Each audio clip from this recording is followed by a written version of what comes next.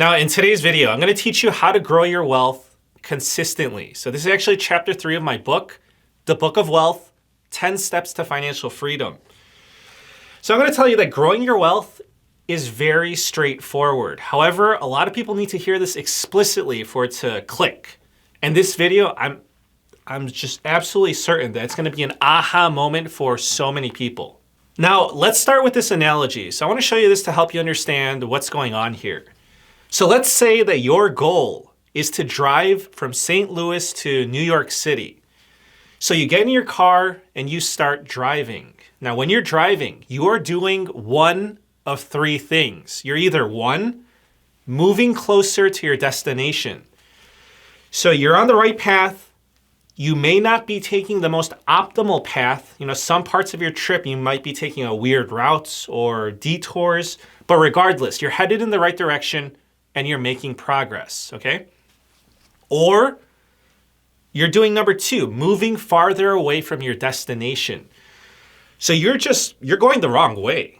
I don't know where you're going, neither do you, apparently. You're supposed to be headed towards New York City, but you're driving towards California. And this is a bad situation. You are getting farther away from your destination. Or you're doing number 3. You're driving in circles and you're getting nowhere.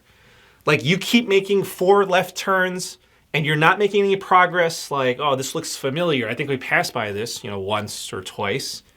So when you're on your journey, you are doing one of these 3 things, whether you realize it or not. Now, when it comes to your journey of building wealth, it's the same thing. You are here and your destination is there.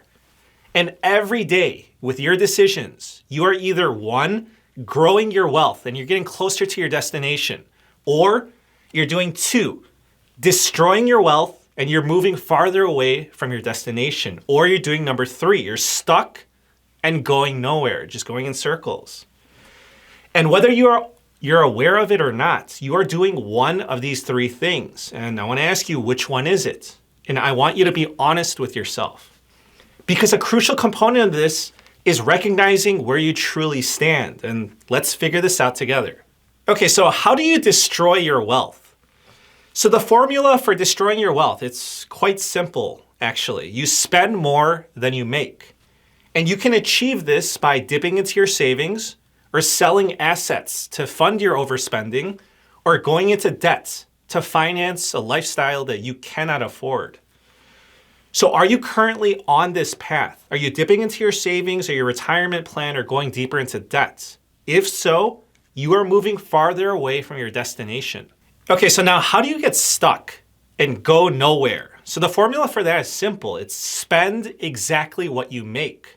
So money comes in, money goes out, and there's nothing left over. So not accounting for inflation, you may not be losing money. However, you're not building wealth either. So you're stuck in the same spot, living paycheck to paycheck. You may be working hard, but you're not moving forward. So it's like running on a financial hamster wheel. If you have nothing left over at the end of the month, then I'll just tell you, you're not alone. Many people are in this situation and they share this frustration. And the first step toward change is creating a financial surplus. Okay, so how do you grow your wealth? The math behind growing your wealth is simple. It's spend less than you make. And with the leftover money, you can save that money or invest in assets. And your savings and investments will generate money for you and appreciate in value over time. And this is what's going to build your wealth and move you closer towards financial freedom. And you don't need a high income to be on this path. What you need is a surplus, and I'll show you how to create it. Now, I want to share with you this blueprint to guide you towards building wealth. And I'll be honest here, when I started applying this, when I started doing this, this was a game changer for me, honestly. So the first thing that you want to do is it's step 1, it's to track your money. So I want to tell you from the get-go that this is different than budgeting. Okay, so your goal is to spend less than you make, right? To help you do that, you need to know these 2 key factors. So the first thing is you have to know how much you're making. And the second thing is that you have to know how much you're spending, right? If you don't know how much you're making and spending, then you don't know where you stand. And again, this is not about creating a budget. So personally, I don't like budgeting, and I normally don't budget. So what I'm talking about is that you must do an accounting of your money. You must account for where your money is going. And you need a clear, detailed picture of exactly where your money is going, like no rough estimates or guesswork. It must be accurate and it must be written down. So I'm telling you that this is necessary. So personally, I track my income and expenses with a simple spreadsheet. It's free, it's straightforward, and it works for me. So I'm gonna provide a link down below to the one that I use. So it's on my website, it's free. I don't want your email, I don't want your info or anything. You can download it for free and just use it hassle-free. So if you want to use an app or software, I'll tell you, go for it. Like whatever is easy and effective for you, as long as it gets the job done. So I recommend that you track your income and expenses on a monthly basis. So your goal is to consistently create a surplus each month. And I want to give you an illustration of what you essentially want to do. So let's just say that your monthly income after taxes is $4,000, okay? And you track your expenses and it breaks down to something like this.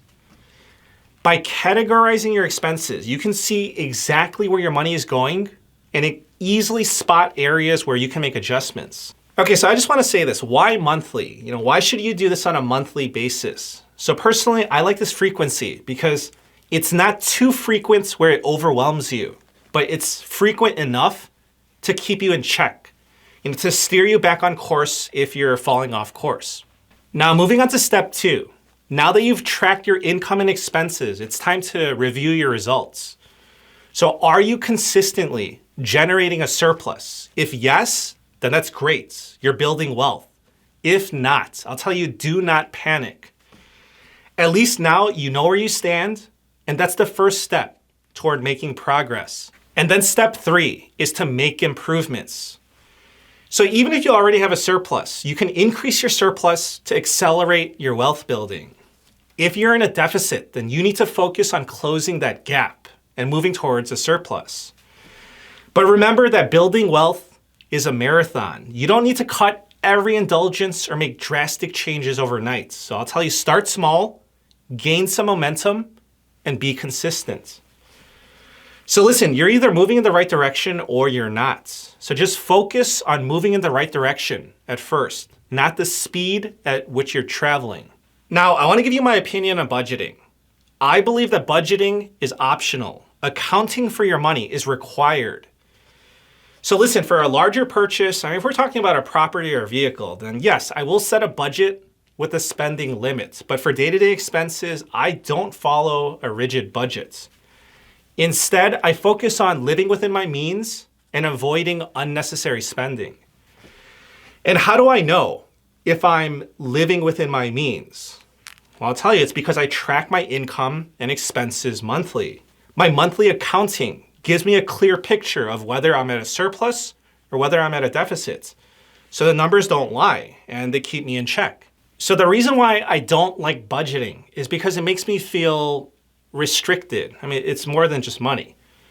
So it makes me feel guilty for spending money on things that I enjoy, and I don't want to live my life like that. So that's why I like tracking and accounting better. Because tracking and accounting, it's not about deprivation. Rather, it's more about knowing where your money goes and making mindful decisions. So you can say that it's a more flexible approach and it's easier to stay on course without feeling overwhelmed. So listen, as I said from the start, the steps are simple, but execution is where many people fall short.